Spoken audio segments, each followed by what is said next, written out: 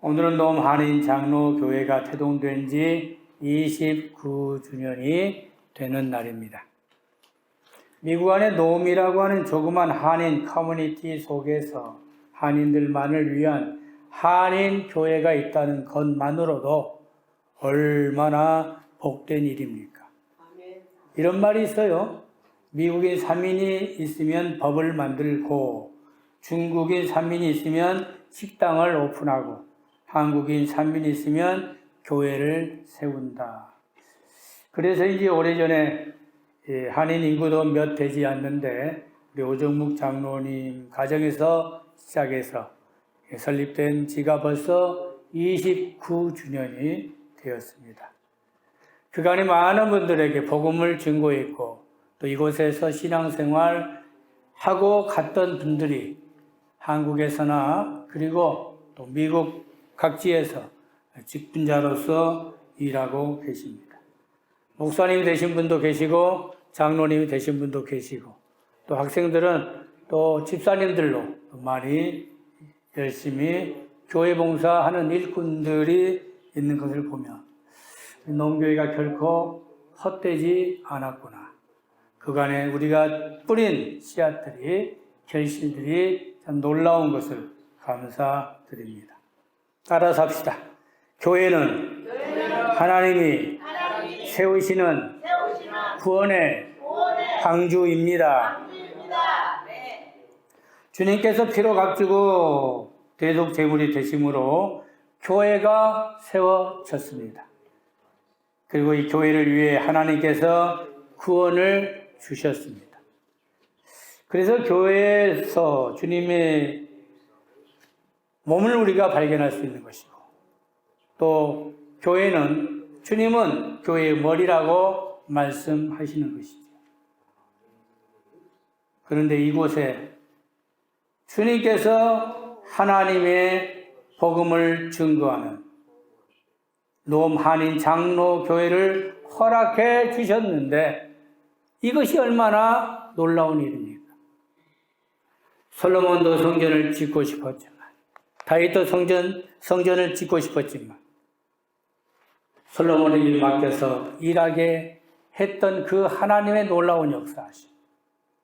그런데 여러분의 눈물의 기도로 말미암아 이곳에 놈 한인 장로교회가 세워졌고 그것이 바로 주님의 대속 제물이 되셨다고 하는 교회의 역사가 바로 우리 놈교회의 하나님의 역사하심이라는 것을 생각하면 실로 감사할 일이다 하는 것입니다.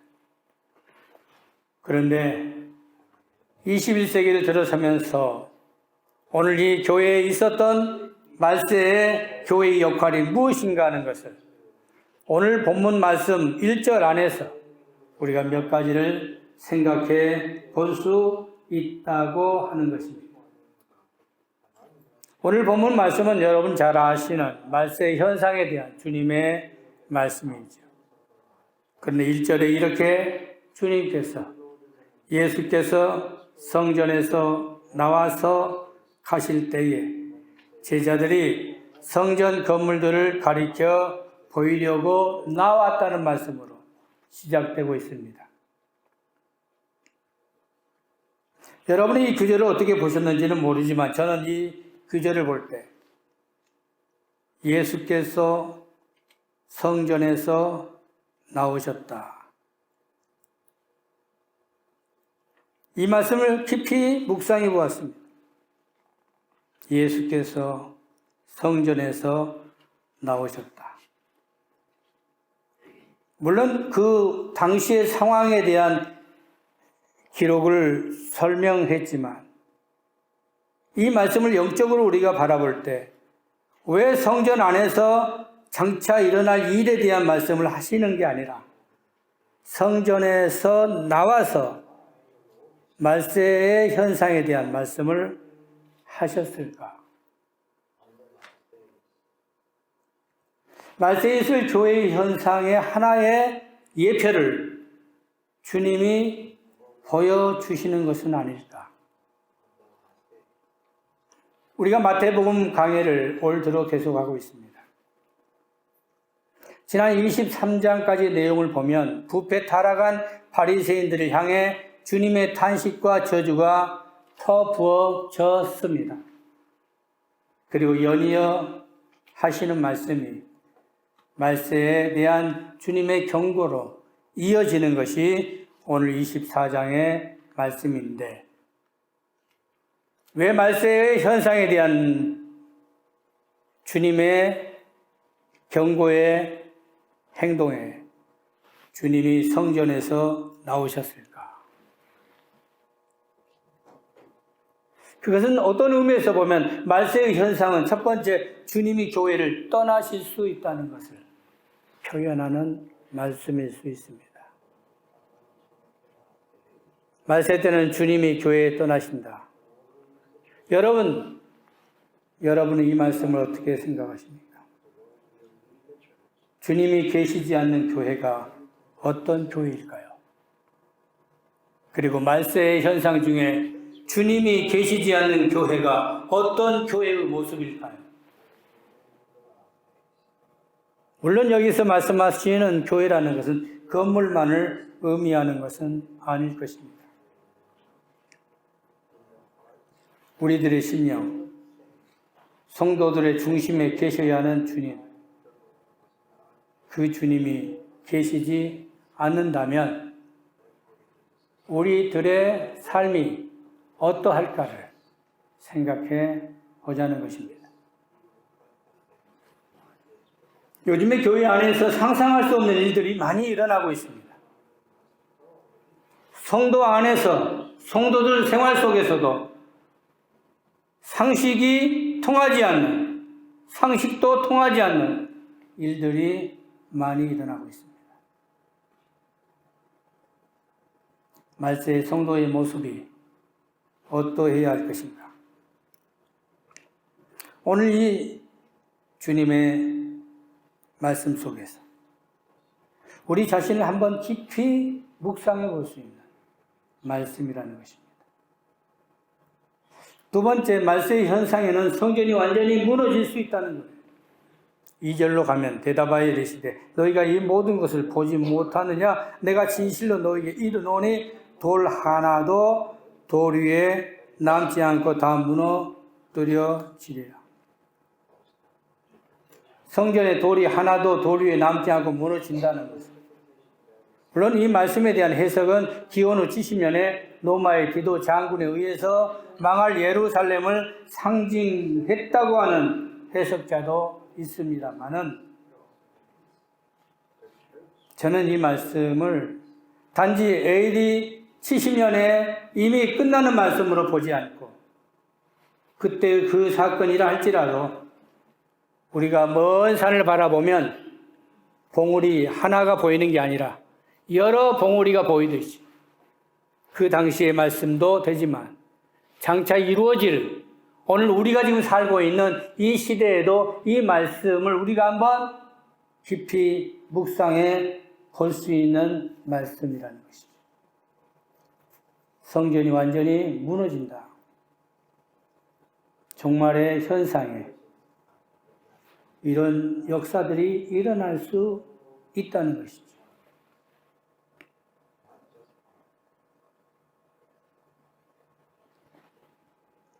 최근 코로나 바이러스로 인해 많은 사람들의 개념이 달라졌더라고요.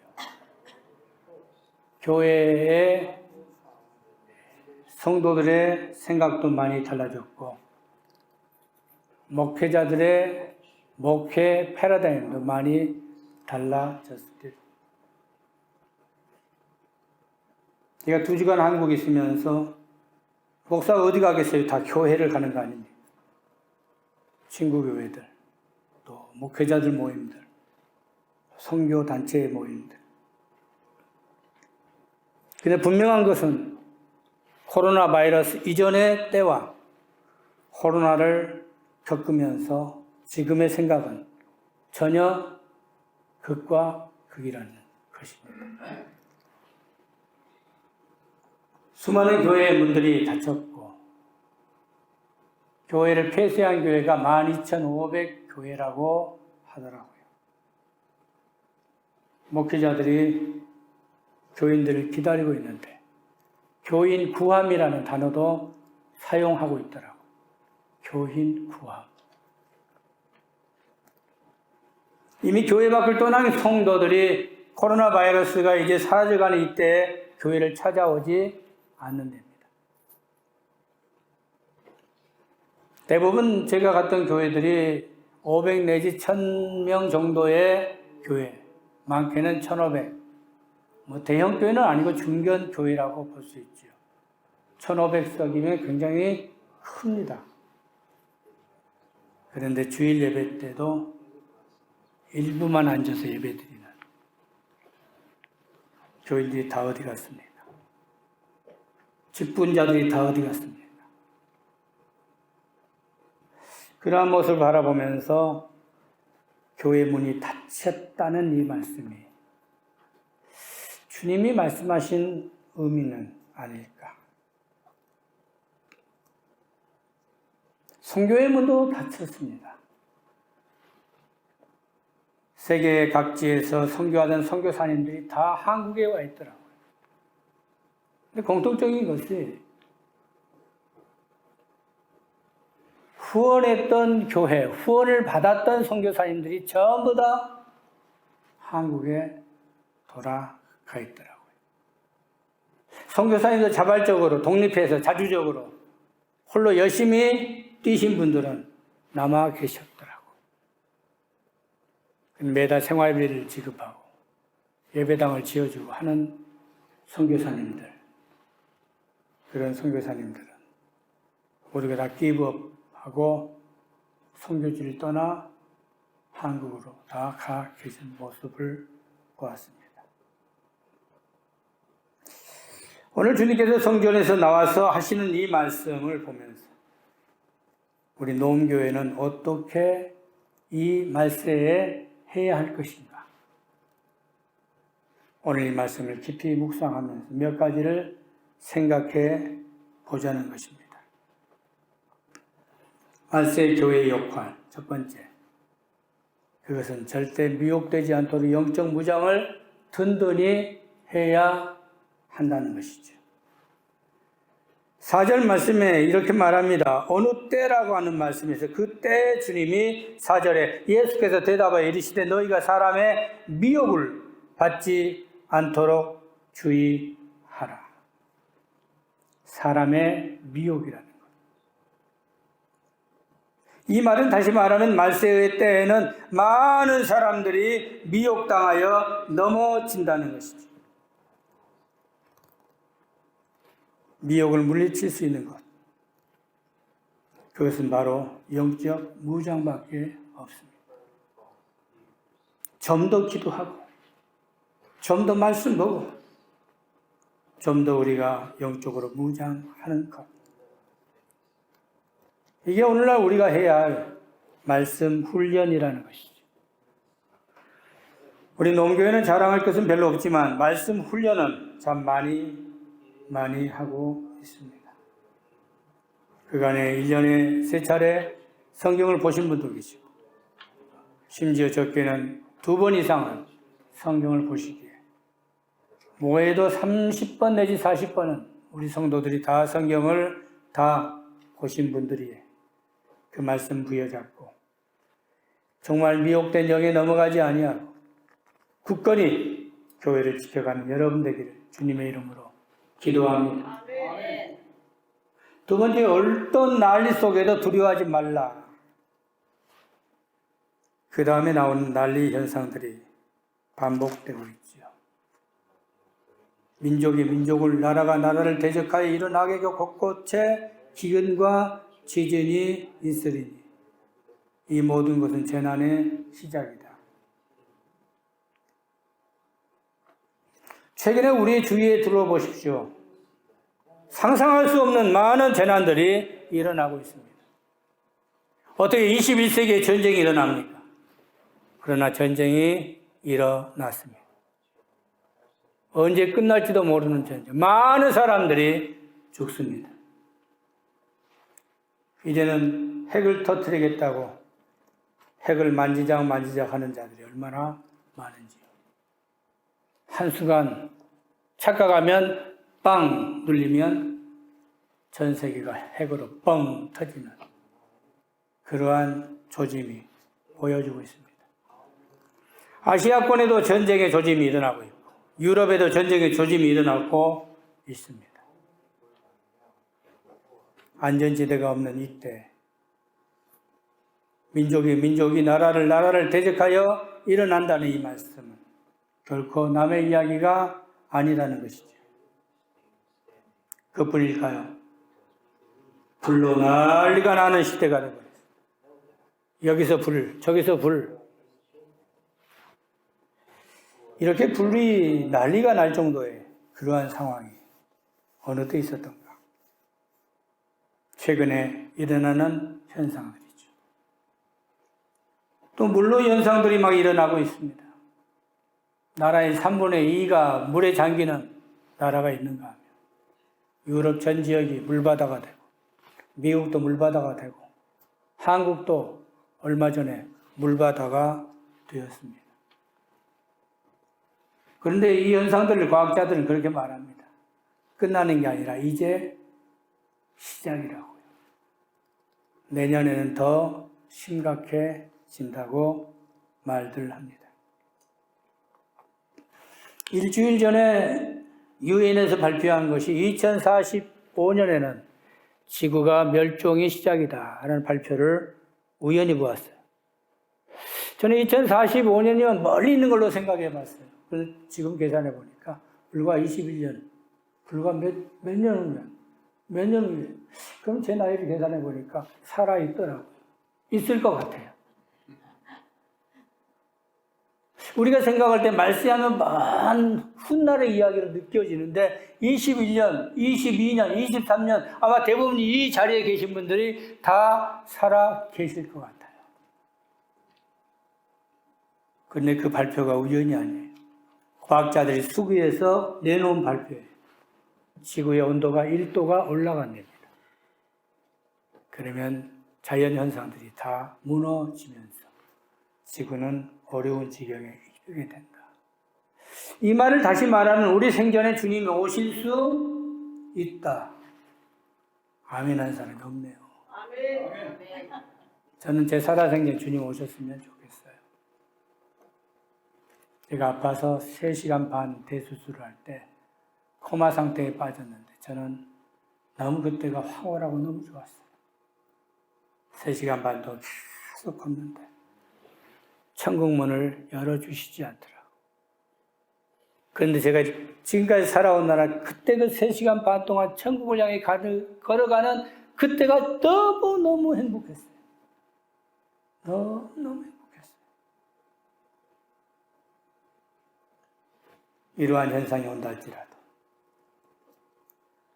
여러분 절대 두려워하지 마십시오. 주님이 여러분과 함께 계십니다. 누가는 이 부분에 대해서 누가복음 21장 18절에 이렇게 설명했습니다. 너희는 너희 머리털 하나도 상하지 않게 하신다. 우리의 머리털 하나도